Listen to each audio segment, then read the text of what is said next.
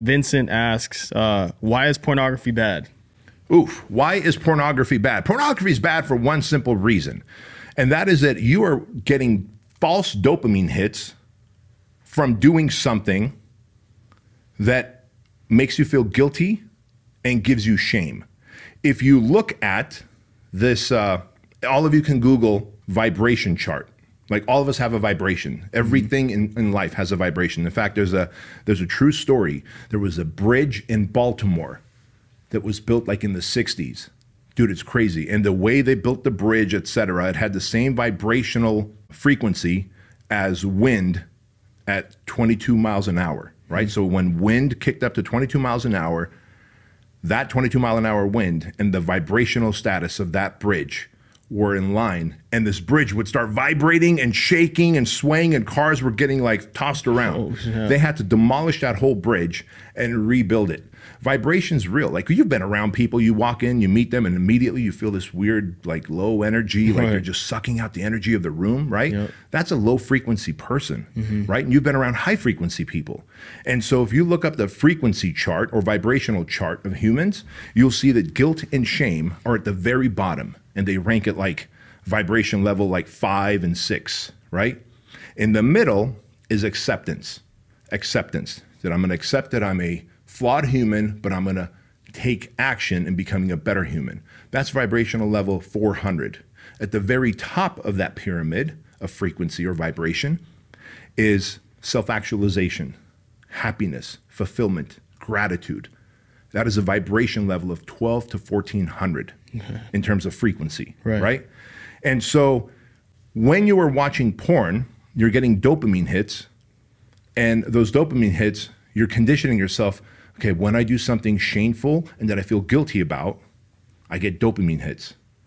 Oh my God, I do not want to get this awesome, great dopamine hit that's supposed to be good for me. Like working out, that's a dopamine hit. Making love to your spouse, that's a good dopamine hit, right? Doing a hard day's work and feeling accomplished, that's a good dopamine hit. Watching porn secretly because you don't want to be found because you'll feel guilt and shame and getting a dopamine hit, you're conditioning yourself to get dopamine out of negativity, negative things, number one. Number two, guilt and shame are very low on the frequency chart. So you just feel like a low vibrating human and you attract low, bad, negative stuff into your life. And number three, and this has recently been found in the last 12 months, 12 to 14 months, there's something called porn-induced erectile dysfunction. Porn-induced erectile dysfunction. So there used to be a time that people were starting to get impotent or would have erectile dysfunction in their 40s and 50s and 60s as they get older, right? Right.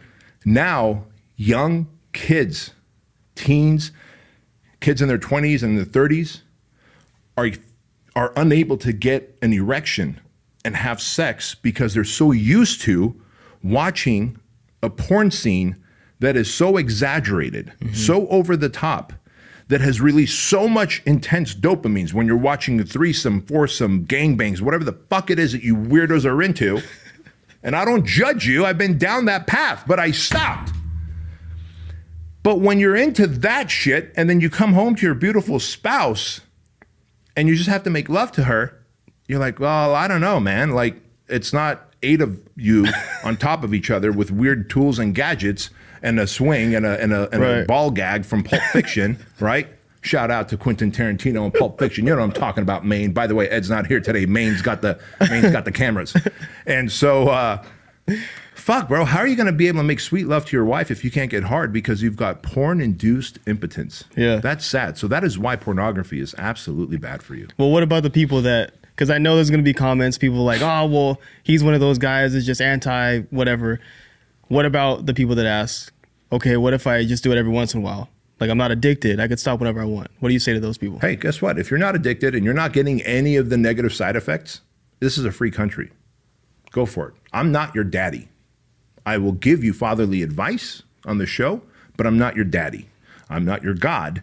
I'm not anyone other than some guy on YouTube and under with a podcast who lives an awesome life, who is congruent with his core values, who has been down all the weird paths of all the different vices that these guys have gone down. And I'm telling you right now, they have designed pornography where even a little bit becomes a lot, because then you want the next, you want the next, you want the next, and you realize that, holy crap, I'm addicted. It's just like a vape pen. It's like, oh, I only take a hit here and I take a hit there.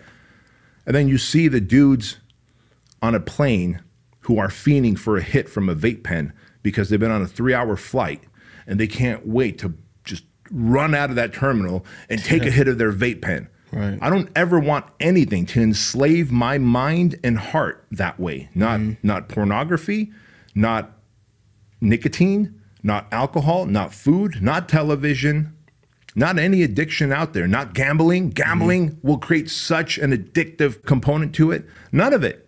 Not even money. Like, money is very intoxicating as well, right? But money is something we need, and you can learn to be good and generous with money. But you can also start getting so addicted to it that you can start doing illegal things that are outside of your core values and character and justify it by, well, I'm just making money and doing good with it, until you end up in jail. Plenty of great, nice, good people are in jail because they made bad decisions, and it was the addictive factor. Right. So if people are like, hey, man, look, porn doesn't affect me. I just do it occasionally just to let off some steam. Listen, I got no beef with you, but I'm just letting you know that those companies that produce porn have designed it to take you down the rabbit hole and hold you there for as long as they could.